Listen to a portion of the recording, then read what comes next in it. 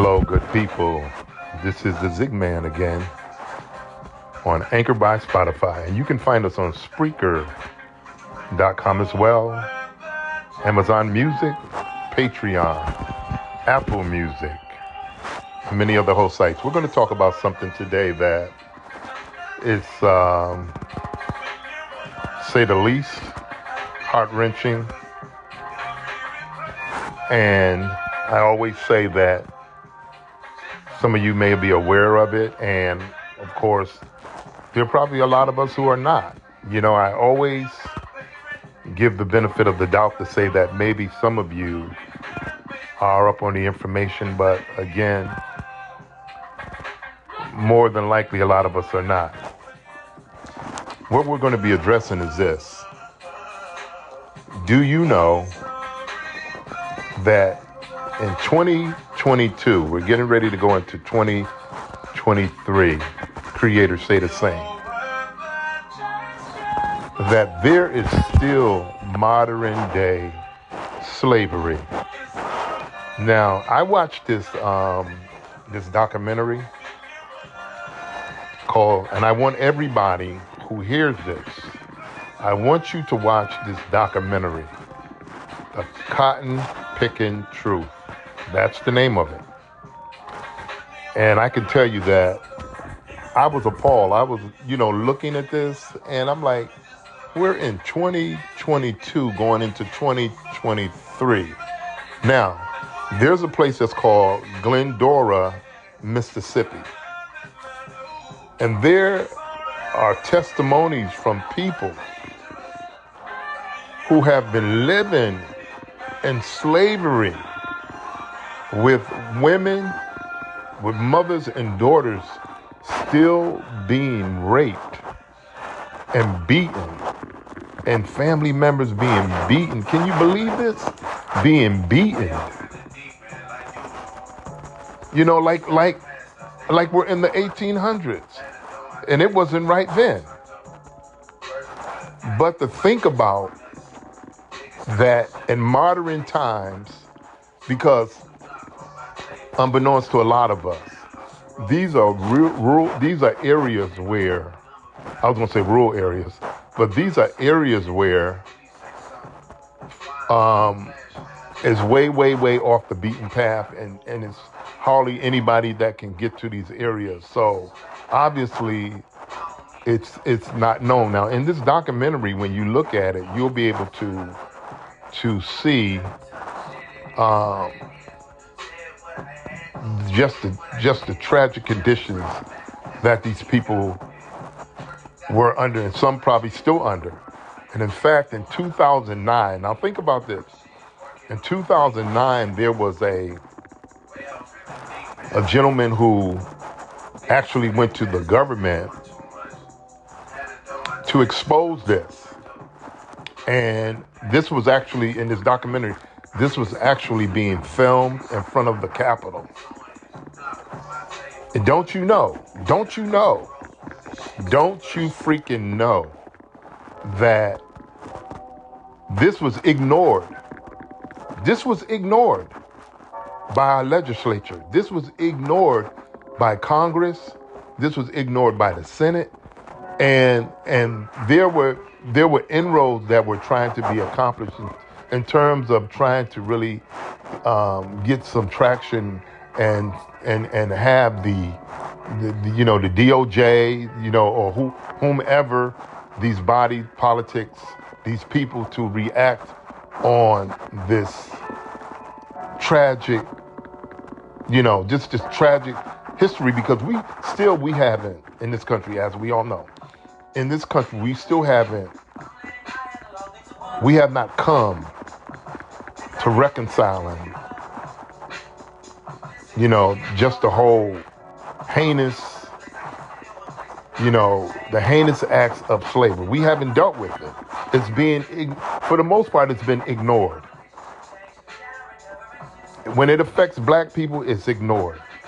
We all know this. When it's affecting white people, it's totally different. It's totally different. We send billions of dollars to the Ukraine, but yet, We still not have addressed the conditions of slavery. We still haven't addressed, the water crisis in Mississippi, in Flint, all of these things when it affects black people. Because truth be told, there's a concerted effort to eradicate black folks. Find any way to get rid of us. But we're still here. But find any way in whatever measures that, and all these things, it's not a mistake. We have to understand that these things like the water crisis in Mississippi, where you have a predominantly, African American demographic, same as in Flint when we had a water crisis there. We had people dying from the lead poisoning and so forth and so on. Nobody was brought to justice. Nobody was prosecuted for this. No one. At the expense of the lives of our people. But I want to read you something. I want to read you something, and then I'm going to go to another area that talks about this, that's still going on. So let's just do this real quick. Mississippians confront modern day slavery. I had a fun-loving, trusting, smiling, working 19-year-old daughter, December 2012. One of the worst things that could have happened to me happened, says Salika Corley. Her daughter, Breonna Ellis, was drugged and abducted December 31st, 2012, after meeting friends at a hotel in Jackson, Corley says. Corley, who now serves as a crisis prevention specialist for the Hinds County Sheriff's Department, believes that Breonna was the victim of human trafficking who are forcing women into modern-day slavery. Okay? Recently, law enforcement agencies and other institutions have become more aggressive in raising awareness of modern-day slavery. Considered any situation when people are forced to work against their will for the profit of others, such as sex trafficking and child labor. This fall, what's that? It says, Tougaloo College created an institute for the study of modern-day slavery, the first historically black college in the nation to do so. In early 2013, Corley was uncertain about what had happened to her daughter. After many attempts to contact her, Corley reported Breonna missing to the Jackson Police Department. After receiving an alarming text message from Breonna begging for help, Corley was convinced that her daughter had not simply run away. Using GPS tracking of her cell phone, Jackson police surmised she likely was at a motel in Belle Isle, Florida, near Orlando, according to a police report filed by Belle Isle's Sergeant Greg Grayson. Jackson police contacted Belle Isle's police January 5 with reason to believe Ellis was being held against her will. According to the Belle Isle's police report, an officer found Ellis sitting in a car alone outside of the motel. When the officer approached her, Ellis confirmed her identity and asked that he please help her get home and to keep the other person away from her. The other person was an older woman who also had been in the car.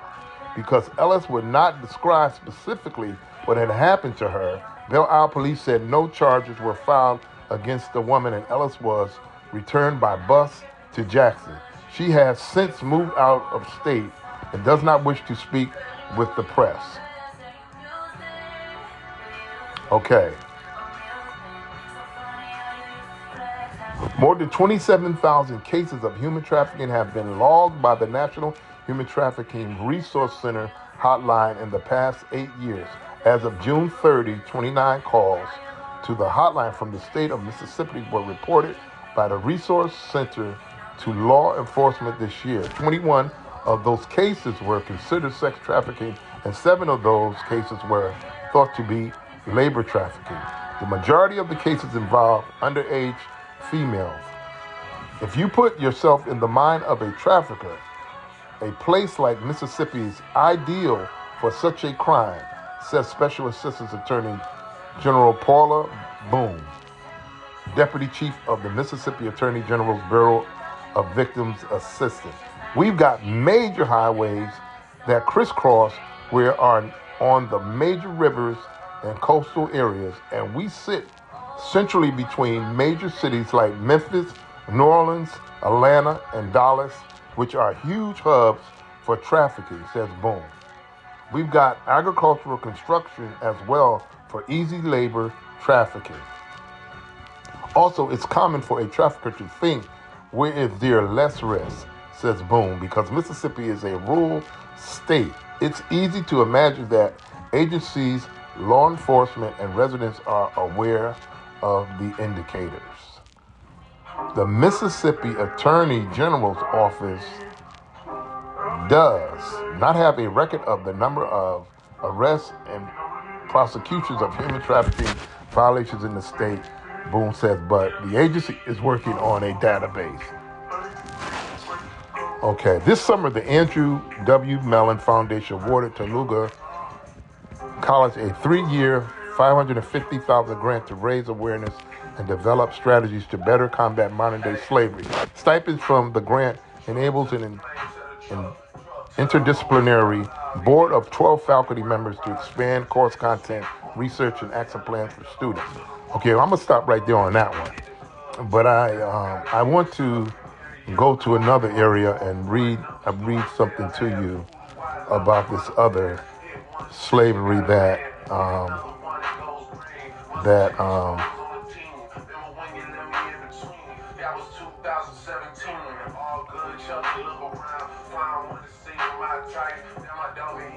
yeah.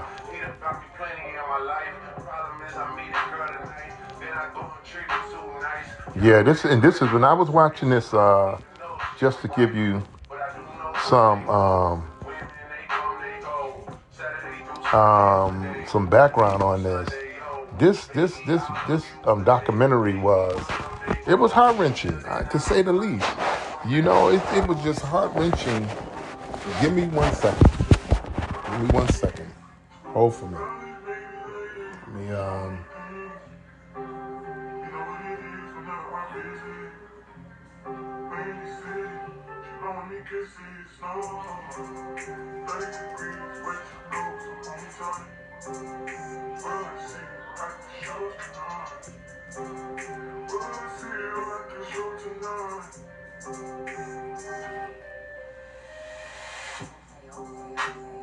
Jury in the safe on arrival, pistol on J for survival. A lot of people gunning for the title, a lot of people trying to take us viral. I was trying to have a nice night, the waiter brought a check for the meal. She said, babe, I think it was a typo. Nah, girl, I got it, that's like... Now, one of the things it talks about, and see, I also did a podcast on this.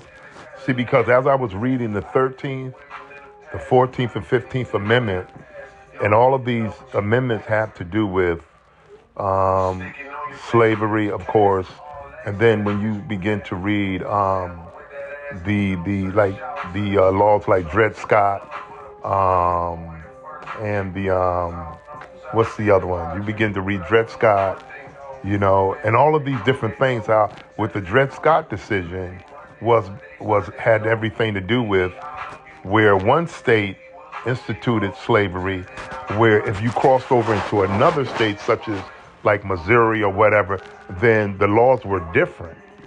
So everything to do with Dred Scott had to do with the fact that Dred Scott was living in a slave state, and when he went to another state, such as Missouri or Maine or wherever it was, those states did not hold the same slavery codes. So it meant that he became a free man.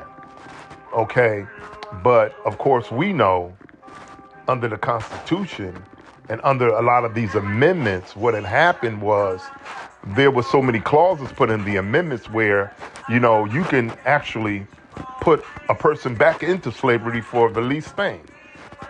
So when you look at the clauses in these amendments, there's always that clause that says except for. So in other words, you could be walking down the street, and because of a lot of these codes that the states had said, well, if you spit on the sidewalk, I can arrest you. And then you would automatically go to prison or go to one of these prisons where they had these convict leasing laws in place where they put you on a chain gang and you became a slave again. Free labor for the state. So this kind of stuff is still going on. It is still perpetuated. It is still going on. So I want to make you aware of that. So when you and I implore you to actually go and look at some of these amendments, because as far as and I've been as a lot of you who've been listening, I've been crying vote, vote, vote. But when you look at a lot of these amendments, some of these amendments have not been fully ratified, and we think we can vote. Don't get me wrong, we are allowed to vote, but there are so many loopholes and these clauses and these amendments that they can snatch this away from you any minute. So let's look at this. Give me one sec.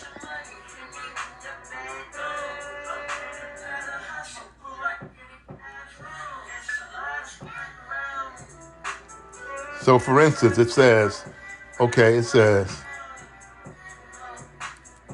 just like I was talking about the 13th Amendment, and it says that Mississippi was the last state to abolish slavery. So what's that tell you? They didn't want to let go of it. They didn't want to let go of it because they were making too much money. And the only thing that allowed them to release, and it's still going on. So how much good did it really do? Was the Civil War. Because of course we got the North and the South, and in the industrialized era where we were beginning to create manufacturing, so there was really no need for slaves. But of course, when you look at that as well, you had more Africans who were well skilled, and it was all a game because you had more Africans that were skilled. And mind you, during slavery, you had these slave catchers, a lot of whom were white, who could not read, who could not write. They were illiterate them damn selves, but because they were white, they were given jobs to watch and to monitor black folks. You see what I'm saying? Because even a lot of them were indentured slaves. Okay, so we're gonna let's look at this. Let's look at this, and we're gonna be coming back. We're gonna be coming back and revisiting this because it is absolutely worth staying abreast of, because this is happening right under our noses, and a lot of us are not aware of it, and certainly it begs to stay on top of what's going on. I mean, really, because when we think about it, come on. I mean, we talking about our people still being in slavery, y'all. I mean, really? After all of this shit we've been going through and still going through, this is just ridiculous. And I was looking at this thing, and I'm telling you, it was just like, I'm like, are you kidding me? And the lady, let me tell you what the lady was saying. And when you watch this documentary, it's gonna break your heart.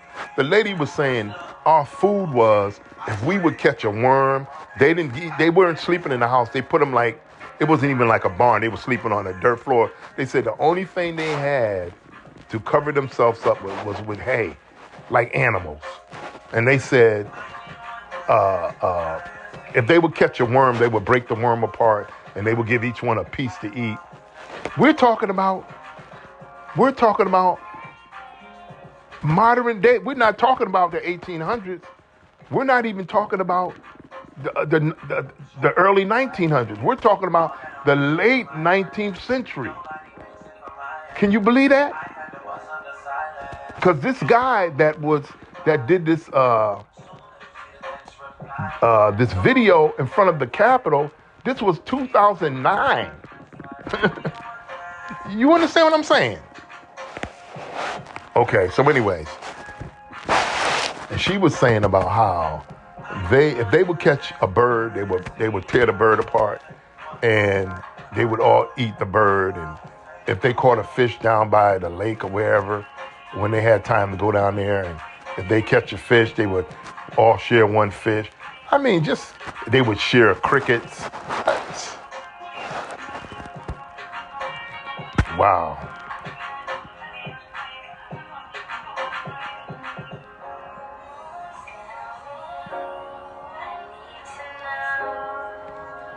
This is just crazy. Let me we got maybe 10 minutes left. I want to okay. I want to do this real quick.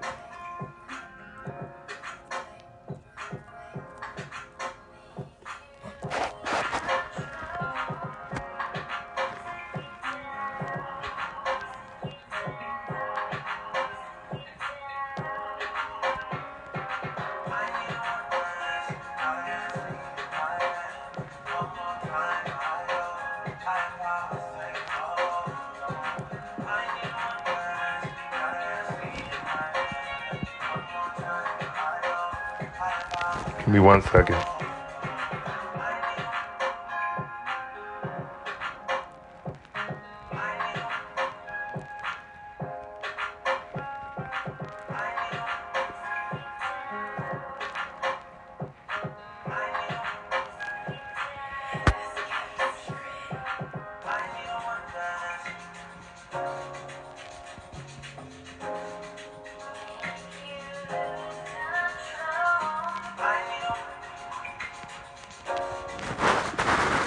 Oh boy. Just 1 second, y'all.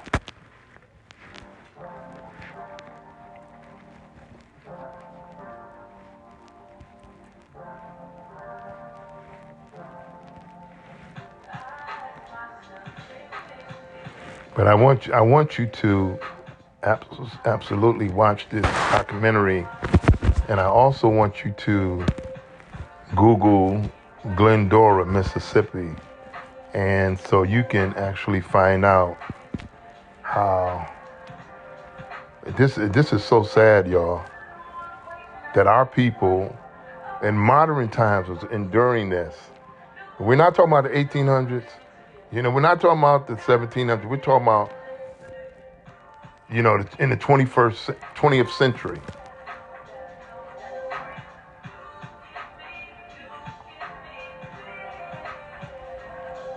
Okay, here we go. This is what I want. Give me 1 sec.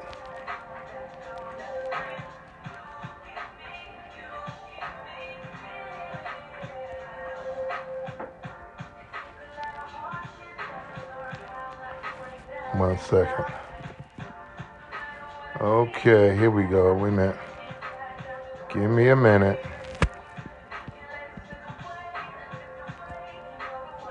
Here we go. Okay, the cotton picking truth. So this is the documentary that I want you guys to watch.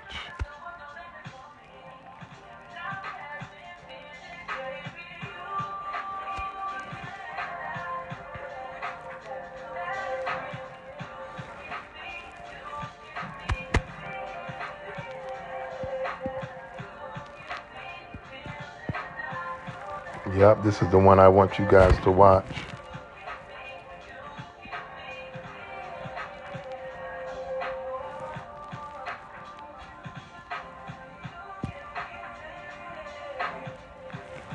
This lady's name was May Louise Miller. And I watched this lady talk about this, and it broke my heart. You know, it broke my heart. It broke my heart to sit up there and listen to this.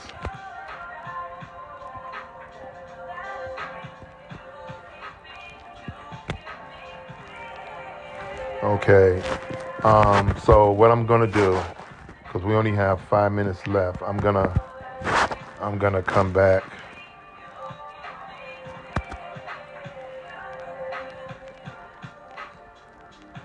I'm going to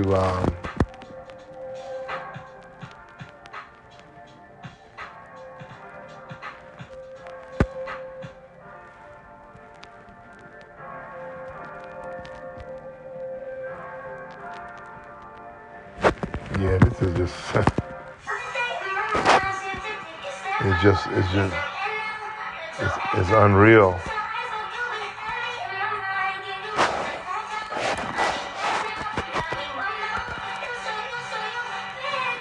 But I want y'all to certainly check this out. And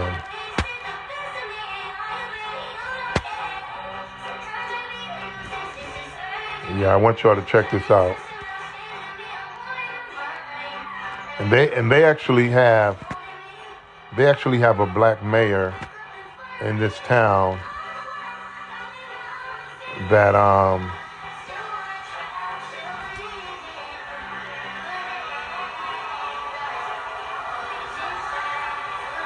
yeah, they actually have a black mayor in this town, and he talked about it, and how he started actually naming the slave plantation owners, who some of them actually, obviously, they passed things down to their children and so forth. And he started naming them, and how that some of them are still around today, So forgive me for not. I'm gonna come back.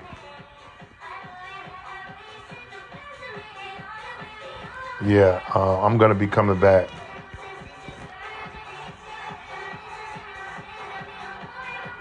And I'm gonna be going over some more of this. Okay.